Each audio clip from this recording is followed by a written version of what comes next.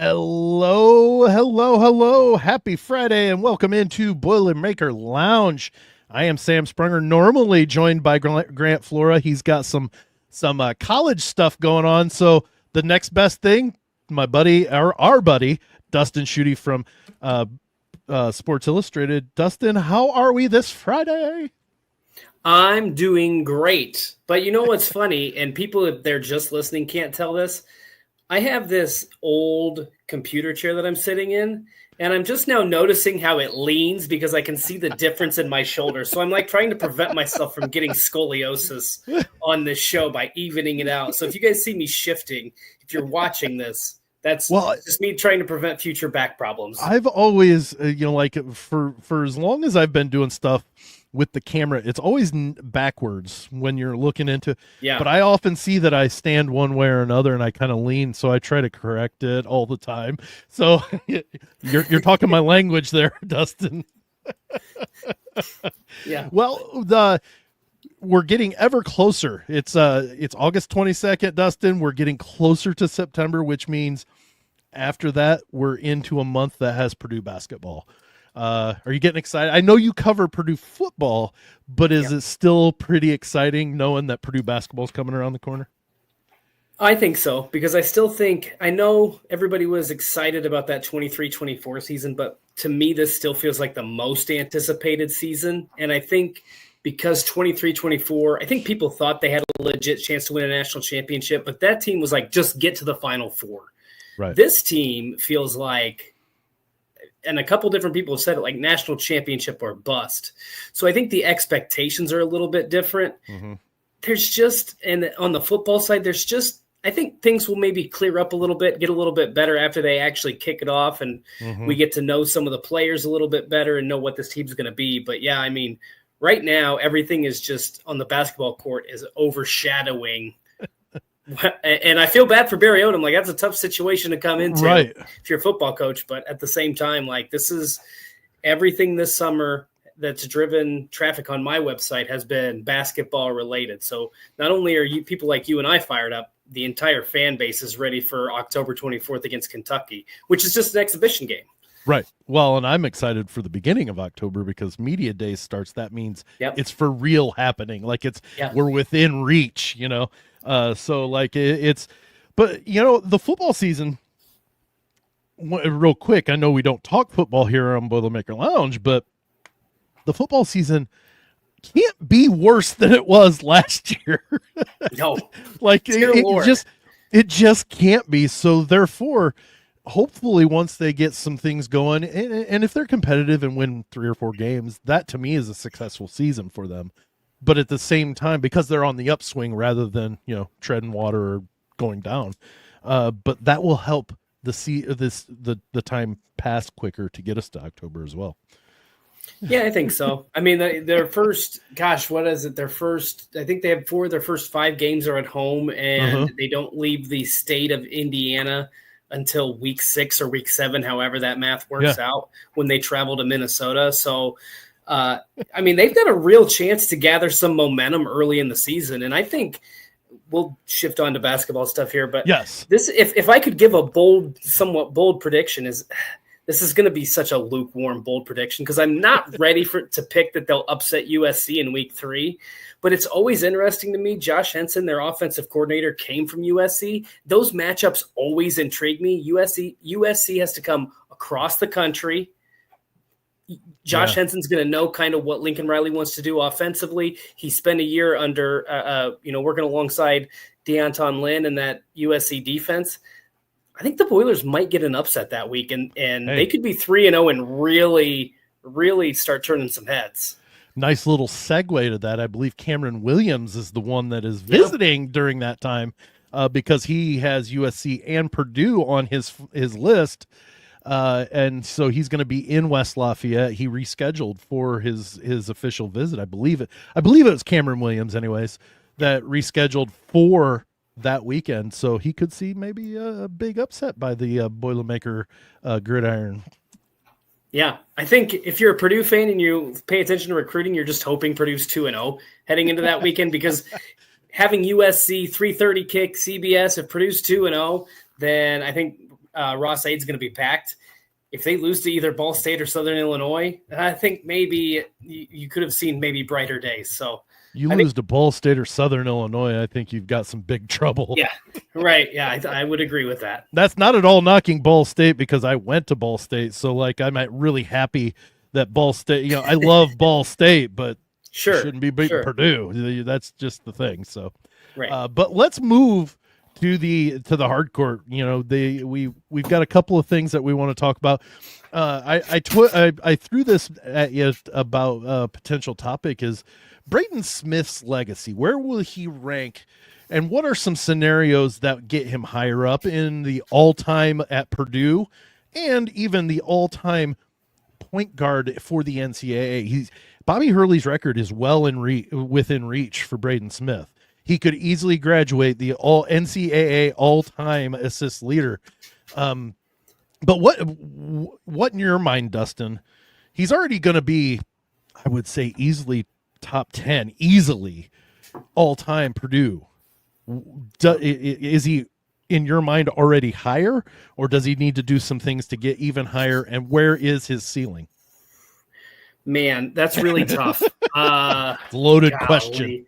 It is, because, and the reason I say it's even tougher now is because I just went back and watched some games from like that baby Boilers era.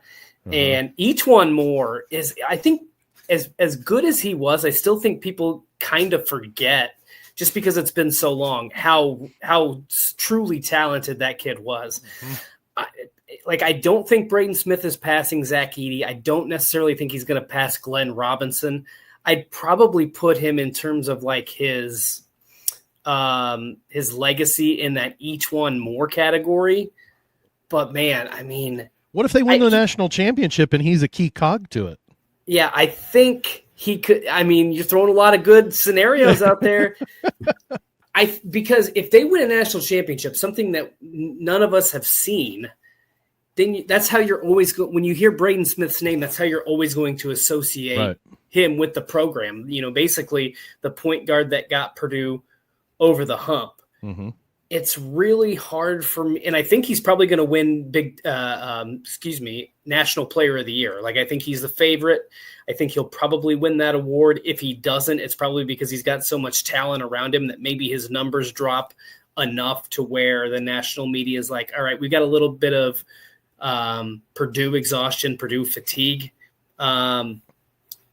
I don't know. It's hard.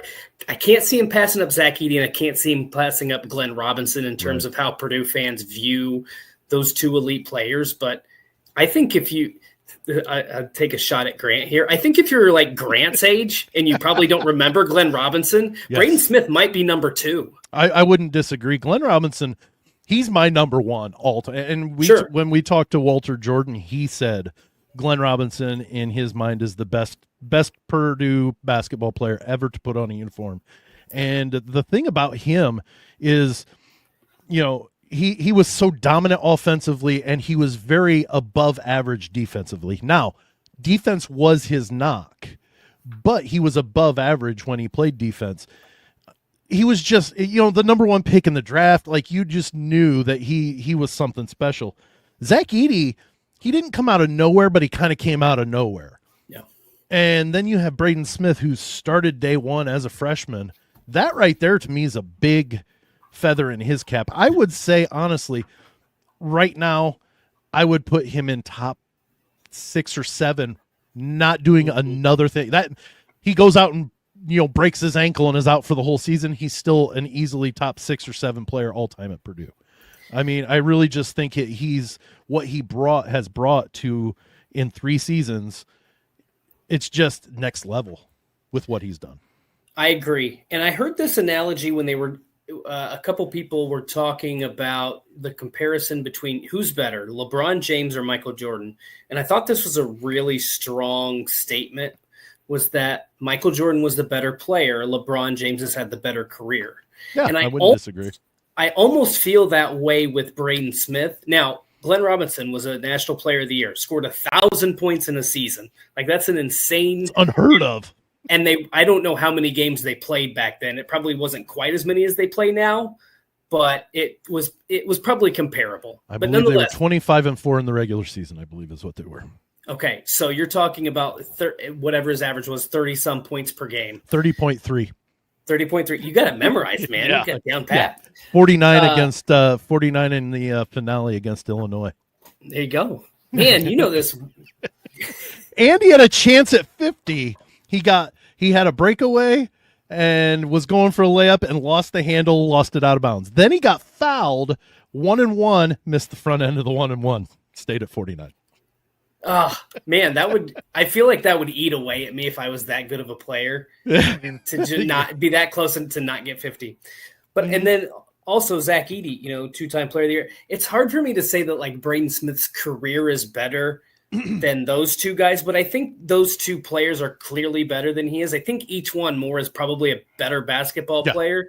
But in terms of the career, if he can lead Purdue to, let's just say they get to the Final Four. Let's not even put national championship on this team. 3 Big Ten championships, a Big Ten tournament title, 2-time Big Ten player of the year, 2 Final Fours in 4 years. I mean, that is, and a 2-time All-American. That is an impressive resume. Like to me, he's easily, I don't want to say easily. There's a lot of really good players that have gone to Purdue. Rick Mount, Joe Barry Carroll. I don't think Robbie's probably quite in that conversation. I think he could have been, but Robbie got hindered because of the injuries. Yeah. But Braden's pushing top 5 if he's not a solidified top 5 pick if Purdue gets to the Final Four again this season. I think he's, like I said, if he has the same statistical season that he had last year, I think you're right. He has that same statistical type of season. He's probably the national player of the year, which my goodness, look out for Matt Painter, as one of the best in the, not, if you're not already, you have to say he's one of the best coaches in the country, bar none, because he's had 3 of the last 4 players of the national players of the year, and, statistically, if he does what he did last year, the last 4 Big Ten players of the year, like that is huge what he's done. And that's not to mention that, he had Robbie Hummel, he had Etwan Moore, he's had Carson Edwards, he's had all of these just awesome basketball players. So here's another, maybe Jay Nivey, yes. Yeah. I forgot to mention him. So Jay Nivey is another player I would throw in there that I would say probably a better basketball player than Braden Smith. But in terms of the career, Braden Smith has had a far better career at Purdue than Jay Nivey. Chris Foreman, the Purdue SID, tweeted this out. Braden Smith would need these numbers, and this is insane to me because he's done it in 3 years, would need these numbers to be the first NCAA player in history with 1,500 points, 1,000 assists, and 500 rebounds. He needs all of 125 points, and he needs 242 assists, so that's going to take a little bit of work, but he had, what was his total this last season? I don't want to overshoot, but wasn't it 300 some? I was going to say he was over 300. Yeah, I don't have it off the top of my head. That's shame on me. And he already has the 500 rebounds. So and to follow that up, if he averaged what he averaged his junior year, he would finish with just under 2,000 points, 1974, 1,088 assists, and 706 rebounds. That is, like, even for 4-year players, that's insane. He could be a 2,000 point, legitimately a 2,000 point, 1,000 assist player. I don't know. That dumbfounds me. Like, it shouldn't even be possible. No, you're absolutely right. And that's why I wanted to talk about this, because what he's done in 3 years, he went from that freshman who you could see just sparks of what he could possibly do, but making mistakes in big time situations. Yeah. And that's part of being a freshman. Then his sophomore year, Zach Edey's now the player of the year for the 2nd year in a row, and they go to the finals. They go to the national championship game, and nobody was beating UConn. The 2 best teams played, and the best team, unfortunately to say, the best team won the national championship. But Braden Smith was very integral in that. Then you go to last year where you're like, well, it's going to be a rebuild. You're losing Zach Edey. And yeah, there were some setbacks, but Braden Smith took off. Like he flourished in a different way. And he's still distributing the ball. It didn't go away when Zach Edey left. He didn't stop distributing the ball. He knows how to find the open man. And I think just coming into this year, where does this put him if he has just even the same statistical season as his junior year? Where does he rank in your mind as one of the all-time point guards in your mind? I mean, because he's going to have the record if he does statistically what he did last year. I don't think he's better than Magic Johnson. No, but he's a physical anomaly compared to what other traditional point guards are. I mean, you might, and again, you almost have to separate, because part of this too is that we've gone through an era where some of the best players were one and done, still are Jason one and done. Kidd. Yeah, so there are some players in there that maybe could have had really good college careers or were really good college players, but they only played 1 or 2 seasons. Kyrie Irving. I think in terms of his productivity, though, he'd have to number 1 or number 2. I've heard other people, and I know Cassius Winston was a really good point guard at Michigan State. I think if you gave me the option to pick Cassius Winston or Braden Smith, I think I'd pick Braden Smith more times than not.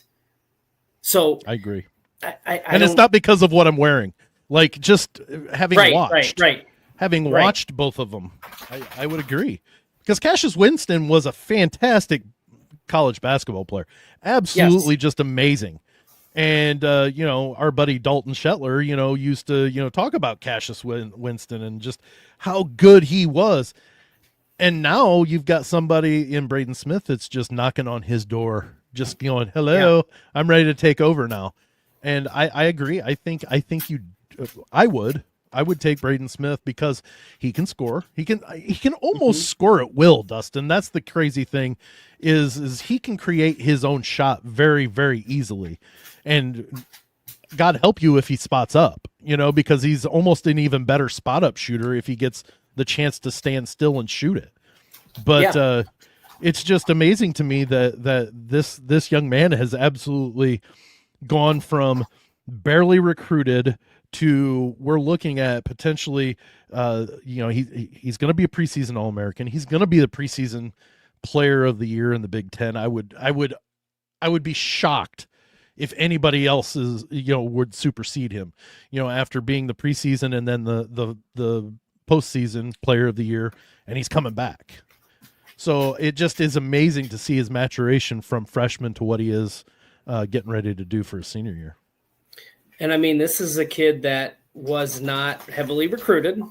And I think Matt Painter said he was on a lot of podcasts over the summer. So I think it was on the CBS podcast with Gary Parrish, where he basically said we had another kid committed. It was Jameel Brown, who had committed to Penn State. And Micah Shrewsbury. Who followed Micah Shrewsbury and had a scholarship. And he was like, all right. And within a couple of weeks, I think Braden Smith had basically committed after a Zoom meeting with Matt Painter. So you're talking about a kid who could have gone to, I don't even know where his offers were, but like a Kent State. And we're not talking about the same player at that point if he goes to Kent State. No, I don't know. I don't think we are either. And that's what would have been really interesting, because if you go back and you watch his high school tape, it is amazing that more schools were not high on him. I know. It's kind of like Luke Ertl, if I'm being quite honest. Like, you watch him play and you're like, I understand the knock that he's 6 foot, but like, especially in the college game, guys at that height can get it done, especially if they're pass first point guards. I don't remember how tall Jason Williams was. White chocolate. Yeah. But like, maybe that dude 6'1"? could play. I don't think he was that tall. Maybe I was thinking 6'2", but I don't know for sure. In that neighborhood, yeah. But like, he had incredible handles. Chris Paul, 6 foot. TJ McConnell in the NBA, 6'1". Like, there are a lot of, and I just don't know why these kids are getting under recruited. But I mean, like, Braden Smith has provided that little wake up call as to. I think he's been among the most productive, if not the most productive player over a 4-year stretch in college basketball that I remember seeing outside of Zach Edey. And that maybe that's just Purdue bias because I have to watch a lot of Purdue basketball and a lot of Purdue sports. You don't have to, you get to. That's true, yes. But I'm trying to think of like someone else who would have been comparable. And like maybe if you go back to the 2000s, D. Brown with those Illinois teams was really good. Yeah, okay, yeah. He didn't have quite the same. I mean, he was a really good passer, but I don't think he had quite the same numbers. Mateen Cleaves kind of comes to mind. Yeah. He's early 2000s. Yeah. That's me dropping my knowledge. But to me, Braden Smith is among the best in that category. And he was from the state of Indiana. He was Mr. Basketball his senior year. So the fact that, and I'm not saying always Mr. Basketball from the state of Indiana should be highly recruited, but there should be more than just one or two, I would think, major Division I schools looking at the kid that's the best player in the state of Indiana, because you've got that statement in 49 states it's just basketball, but this is Indiana. Yeah, that is God's honest truth. There's a reason why 9 of the 10 largest high school arenas in the country are in the state of Indiana. It's because the state of Indiana takes their basketball very, very seriously. Hey, you know what? I'm not at all disappointed that no other school went after him. I am not at all. Yeah. And the young man that decommitted from Purdue to go to follow Coach Shrewsbury, God bless him, because, if that doesn't happen, Grant and I talked about that last week. We don't know that we would be talking about Braden Smith being one of the best point guards in the country, or maybe potentially all time, if he went somewhere other than where he ended up. Yeah, it's a great question and I don't think that is necessarily all on Braden Smith, but part of this too is you've got to be around elite level talent. And at Purdue he was, and he wouldn't have been at one of those other schools. So are they going to rely on him to do too much or things he's not comfortable with? What's fascinating to me about Braden Smith is, because you just don't get this in college basketball anymore, is that guys who love to pass, like they have to push him to shoot the basketball, to hunt his shot from time to time, because it keeps the defense off balance. Oh, and by the way, he's a 36% 3-point shooter. Like he's still really efficient and really effective when he shoots the basketball. So yeah, I agree. And what position is in that case then is Purdue in? Are we talking about them being a potential national title contender this year? Maybe we are. I don't know. But are we talking about Omer Meyer being on the roster this year because of, was it Braden Smith that brought his interest to it, knowing, I can play 1 year under him and then I get the keys, Right. Well, and imagine too what this sets up for recruiting down we already know what Purdue can do with big men. Like that's been tested time and time again. It's tried and true. Yeah, with Juwan Johnson, AJ Hammonds, Isaac Haas, Caleb Swanigan, Zach Edey. You could throw probably a few other names out there. Trey Kaufman-Wren. And now you can start to throw point guards into that mix. And I know Jaden Ivey's not a point guard. Carson Edwards is a ball dominant, score first point guard if you want to put him in that category. So you can talk about Braden Smith, Carson Edwards, Jaden Ivey as guys who went to Purdue and got developed. And that's why, I know we'll talk about this a little bit later, you're starting to see a lot of those 4-star and 5-star guys now who are like, scratching my chin a little bit, and I'm going to take a little bit more time, and I'm going to consider Purdue as a landing option. Whereas I don't remember, and if somebody wants to call me out or correct me on this, I don't ever remember this many 4- and 5-star kids keeping Purdue in the mix this late in their recruitment. Now, top 5 and top 10 lists that they release is still a relatively new concept within the last 15 years, probably. So, but even then, still, it's probably just like this year more than any other. Do I remember 10 to 12 of those kids just being like, here's my top 8. I got Purdue in there. And having Purdue as a legitimate contender. Yeah. And again, having a player like Braden Smith certainly helps you with that. I'm 46 years old, Dustin, and I can count on one hand how many 5-star recruits Purdue's pulled in my lifetime. Well, because for the longest time, it was always, you got to get the guys who are going to work hard and outfight the other team. And if you can get a Glenn Robinson, great. If you can get a Conzo Martin, great. If you can get, oh darn it, I can't, Kenny Lowe, great. Yes. But they had to outwork. Like, that was Gene Katie's mentality, and Matt Painter adopted that. And he had a really good class with the baby Boilers with Robbie and Etuan and Jawan. But now it's like, okay, well, what if we don't have to just simply outwork? No, I think that's I still think that's a big part of it. Yep. But what if we can add elite level talent to that mix? And that's what you've been seeing. That's why Purdue is consistently picked to win the Big Ten and have the Big Ten Player of the Year. Well, and that's the greatest thing that I'm seeing now is there's always been the Purdue style of player in some of these 4- and 5-star recruits. But Purdue's never produced enough and been so consistently up there at the top that all of a sudden, these big guys, these highly recruited guys just didn't come. Now they're starting to, and Purdue's still being picky about, you've got to fit into our culture. You've got to do this. You've got to do this. And the thing is those guys exist at the top still. So those are the guys that are still considering. That's why Bo Ogden, is it Bo Ogden? Yes. Is we're in his top 4, and all these guys, you're really high on Quinn Costello, and I've seen some stuff on him. I really like him. We're in his, I believe, top 7. I think is his, or maybe it's 6. Yeah, he's either 6 or 7. Yeah. Yeah. So I mean, and these guys are all near the top of the class in 2026. Yeah. Colbin Landrew was a guy that talked about, Purdue's kind of become this cool school, and he's a 4-star kid. As you mentioned, Caleb Williams, Anthony Thompson, Tay Kinney just dropped Purdue, but he had them in the top 12. I think that had more to do with Purdue having Luke Ertl and probably Omer Meyer more than it had Tay Kinney not being interested in Purdue. Right. I mean, we're seeing Purdue getting these elite level players, but Matt Painter has made it pretty clear, like, we're not going to sacrifice what we're doing. I'm going to tell you how we're going to do things here. And if you want to buy into it, excuse me, I'm going to give you all the materials you need, everything you need to be successful here, but you still have to work for it.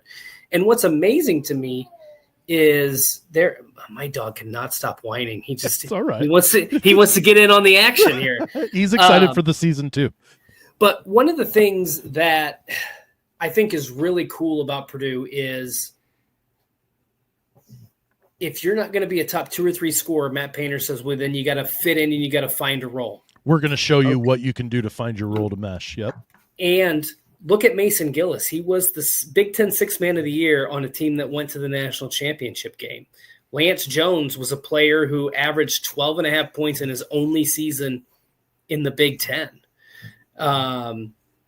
Trey Kaufman-Renn went from starter to then All-American. Like, there are ways that you can still be a major contributor. Like, Mason Gillis owns the Mackey Arena record for most 3-pointers made in a game. Yeah. So there are ways, just because you're not a top 2 or 3 scorer doesn't mean you can't make an impact. Rafael Davis came in and he was only focused on his offense when he came in, and he'll tell you, like, I had to get better defensively to get on the court. He turns into the Big Ten Defensive Player of the Year. So there are ways I think people hear, like, well, if this kid can't be a top 2 or 3 scorer, is he really going to come to Purdue? And it's like, yeah, because he could be. Like, I don't know that Braden Smith was expected to be a 2 or 3 scorer, but he was a really good passer. And he's like, you know what? I can get the 2 or 3 scores, the basketball in good positions. Mm-hmm. And so that's, like, there are just ways to get on the court at Purdue. And the fact that Matt Painter's open and honest about that, I think, has really paid off, because he can say, look, yeah, Mason Gillis wasn't a top 2 or 3 scorer for us, but look at what he did. He came off the bench, was the 6th Man of the Year. He owns a Mackey Arena record. Rafael Davis, Big Ten Defensive Player of the Year. There's just a lot of different examples of that throughout Painter's tenure that he can kind of point to and say, yeah, we've had some really good players. We've had some NBA draft picks, but even if you're a role player here, you can make a significant impact on a really good Big Ten basketball team. Well, and we talked about that last week. Actually, a major component of the show was talking about there was a YouTube show that he was on, that Coach Painter was on last November, but it was talking about the 3 things they do that don't rely on how highly they rate or rank in the rankings. It's how do we see you fitting in? And if you're a higher ranked kid, great. But if not, this is what we see. And they talked about, what was it? It was Jaden Ivey, who was like 87th in his class when he came to Purdue and ended up the number 5 pick in the draft. And then Carson Edwards, was in the hundreds, I think, still the triple digits, and ended up being a 2-time All-American. And I said, you can add 1.5 to that with Zach Edey being not rated hardly at all and being a 2-time National Player of the Year and a number 9 pick in the draft, and a half being Braden Smith, because if his career ended right now, it'd still be an amazing career. Yeah. I mean, he's found a way to develop talent, to locate, even when you're not getting some of the 4 and 5 star kids. He's still found a way to find those diamonds in the rough, develop them, get them to buy into the system, and they've worked really well over the last, basically Painter's entire career. There was a couple of years, I think a 2-year stretch where they finished dead last in the Big Ten, back to back.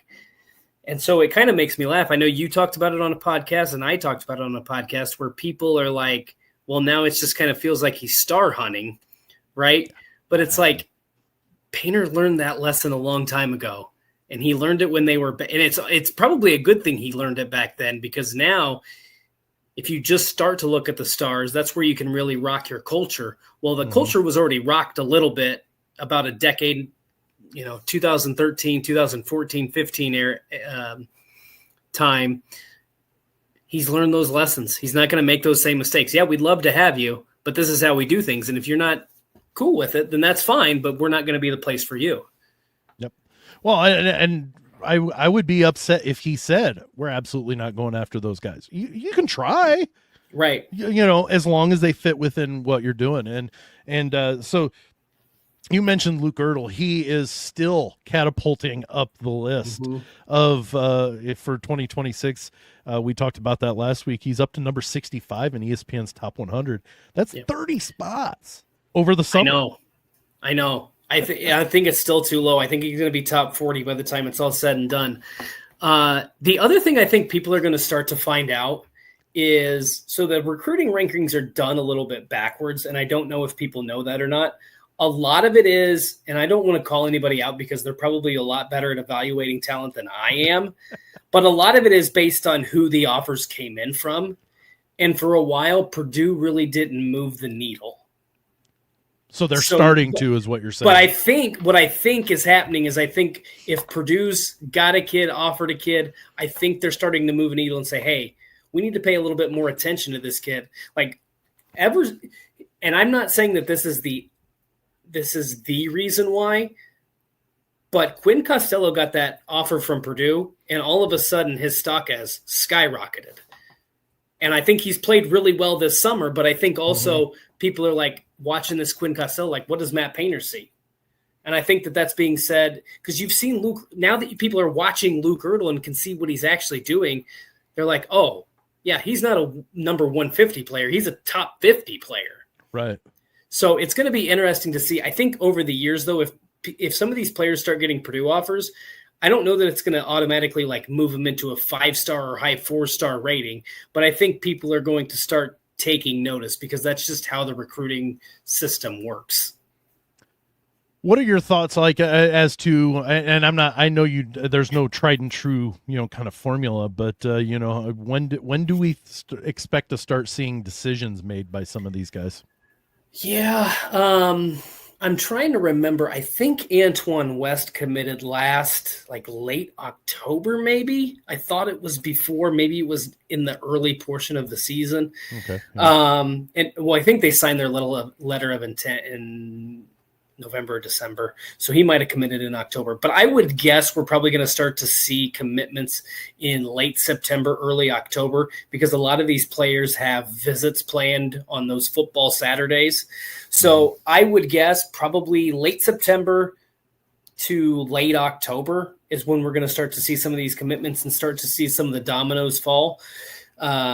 Because the other thing is when one kid commits, well, that closes a scholarship for another potential kid. And so then things start to tend to move a little bit faster in that regard. But a lot of coaches start, and recruiting never ends, but in mid to late, or what, I don't know the official date off the top of my head, but at some point in September, they're going to start practicing, and coaches are going to start focusing on their current team more than their future team.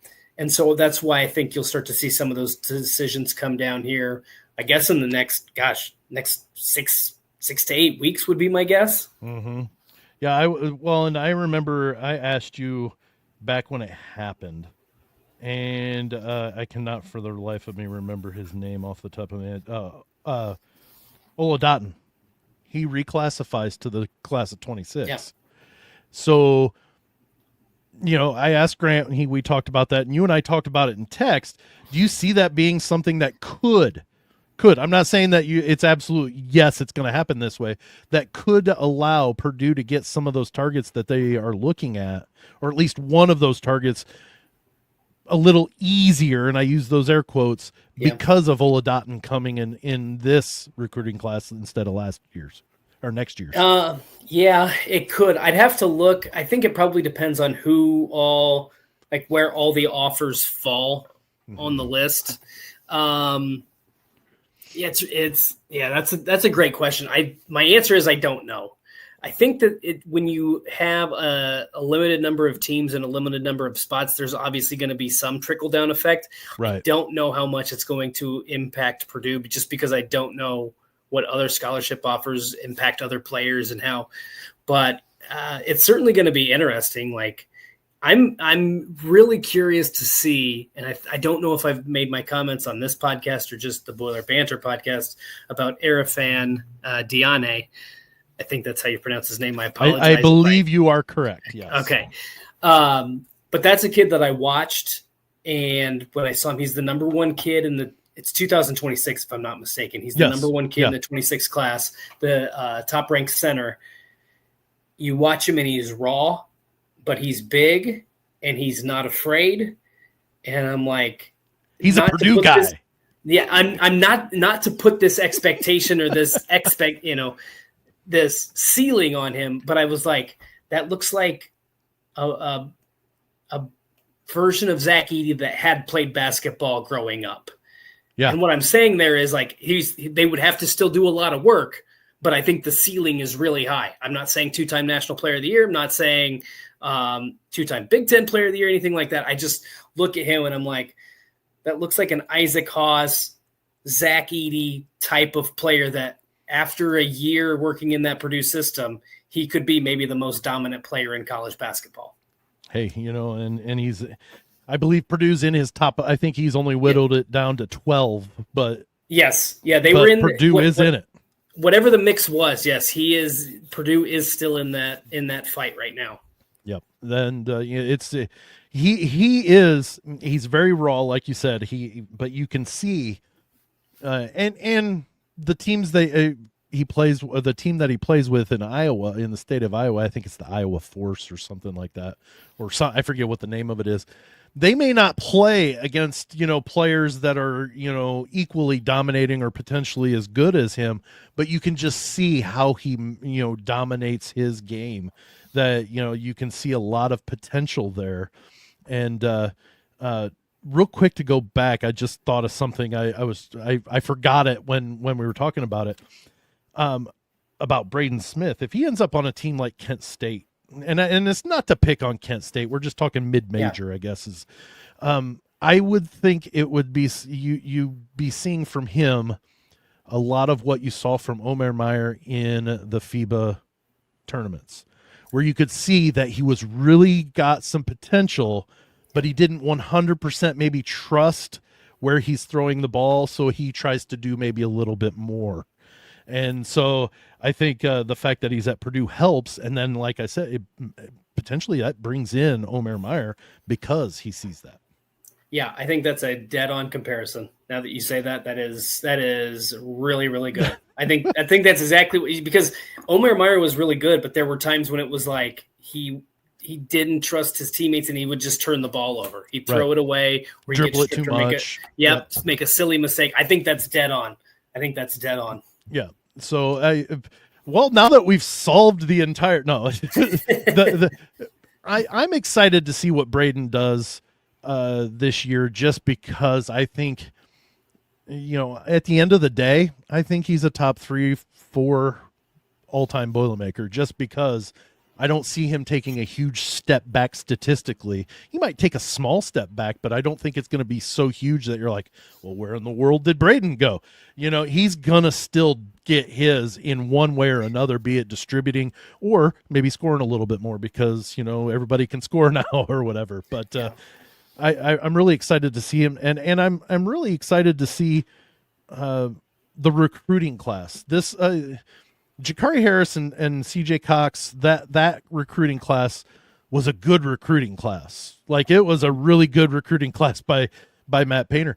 This one's going to be, I think, like head and shoulders above if they can. I mean, even if it's a couple more along with Luke Ertl, I think that ceiling for that class is just going to be, and that's not taking anything away from the guys that came in last year as freshmen. It's just Purdue's getting better. They're getting more recognized. They're getting more potential with what they've got coming in.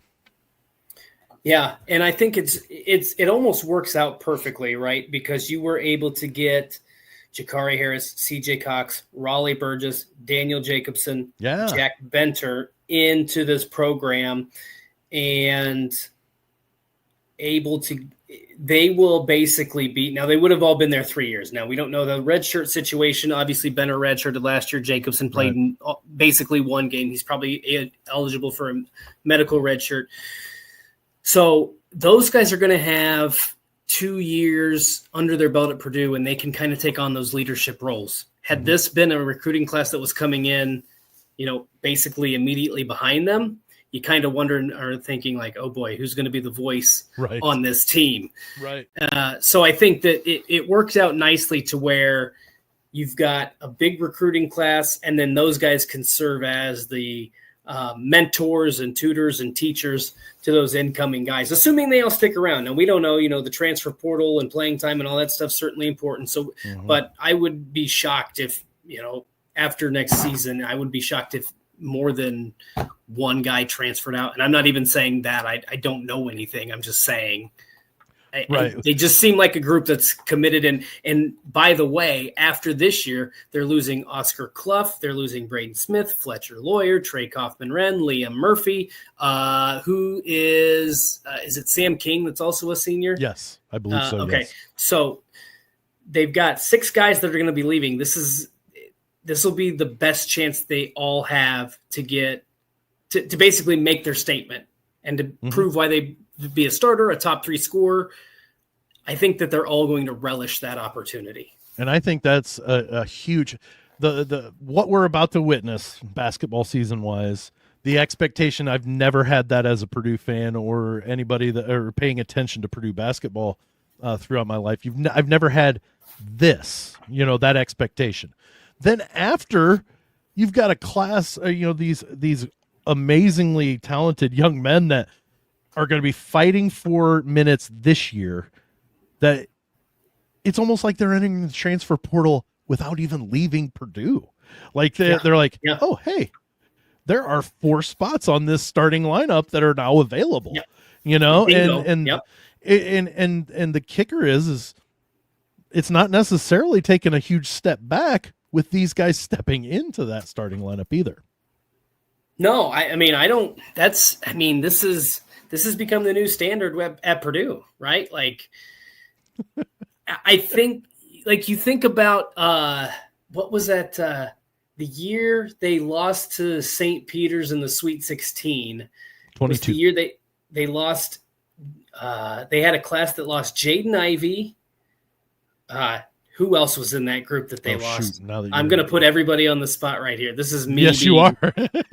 Travion Williams, I believe, was on that team. Trevion Edwards was a year before, right?